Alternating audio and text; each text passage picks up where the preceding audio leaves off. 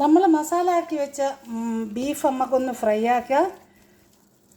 അതിന് ഞാൻ പറഞ്ഞല്ലോ അടുത്ത മസാല നമുക്ക് ചേർക്കുമ്പം കാണിച്ചു തരാമെന്ന്. അപ്പോൾ അതിന് വേണ്ടി ഞാൻ 3 ടീസ്പൂൺ കോൺഫ്ലവർ എടുത്തിട്ടുണ്ട്. പിന്നെ വലിയ ജീരകം 1 ടീസ്പൂൺ വലിയ ജീരകത്തിൻ്റെ പൗഡർ, 4 തണ്ട് കരിവേപ്പില ചെറുതായിട്ട് അരിഞ്ഞെടുത്തത്, 1 മുട്ട. ഈ മുട്ട അതിലോട്ട് ഞാൻ പൊട്ടിച്ചൊഴിക്കുന്നു. ഇതെല്ലാം കൂടി ഈ മസാല ആക്കി വെച്ചിരുന്ന ഇതിനകത്തോട്ടിട്ട് നല്ലതുപോലെ ഒന്ന് മിക്സാക്കി എടുക്കാം. നമുക്ക് ഇത് നല്ലതുപോലെ ഒരു കോട്ടിങ് കൊടുക്കണം. കോട്ടിങ് കൊടുത്തിട്ട് നമുക്കിത് ഫ്രൈ ആക്കി എടുക്കാം.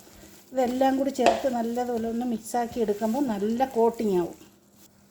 ഇവിടെ മിക്സാക്കി കിട്ടിയിട്ടുണ്ട്. നല്ല കണ്ടല്ലോ, മസാല എല്ലാം നല്ല അടിപൊളിയായിട്ട് പിടിച്ചിട്ടുണ്ട്. കണ്ടല്ലങ്ങൾ എല്ലാം അടിപൊളിയായിട്ട് ഇതെല്ലാം മസാല പിടിച്ച് നമുക്കിതൊന്ന് ഫ്രൈ ആക്കി എടുക്കാം. മട്ടൻ ഫ്രൈ നമുക്കുള്ള ബീഫ് ഫ്രൈ ആക്കാനായിട്ട് ഞാൻ ഒരു ചെമ്പ് വെച്ചിട്ടുണ്ട്. ആ ചെമ്പിലോട്ട് കുറച്ച് എണ്ണയും ഒഴിച്ച് തീ കൊടുത്തിട്ടുണ്ട്. അത് നമുക്കിത് ഒന്ന് എണ്ണ ചൂടായതിന് ശേഷം ഒന്ന് ഫ്രൈ ആക്കി എടുക്കാം.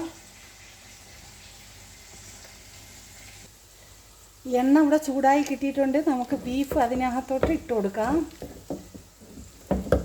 ബിസ്മില്ലാ.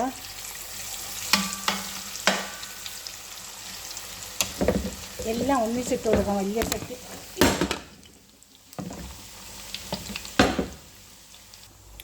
ബീഫെല്ലാം ഞാൻ അതിനകത്തോട്ട് ഇട്ട് കൊടുത്തിട്ടുണ്ട്. അവിടെ കിടന്നൊന്ന് ഫ്രൈ ആയിട്ട് നമുക്ക് കോരാം. നോക്കിക്കേ, ബീഫ് ഫ്രൈ ഇവിടെ തയ്യാറായിട്ടുണ്ട്. കണ്ടല്ലോ നിങ്ങൾ. നോക്കിക്കേ, നമുക്കിതൊന്ന് സ്റ്റീമറിലോട്ട് കോരി മാറ്റാം. ഒരു അരിപ്പയിലോട്ട് കോരി മാറ്റാം. ഇതിവിടെ തയ്യാറായി കിട്ടിയിട്ടുണ്ട്. എല്ലാം നമുക്കൊന്ന് കോരി മാറ്റാം.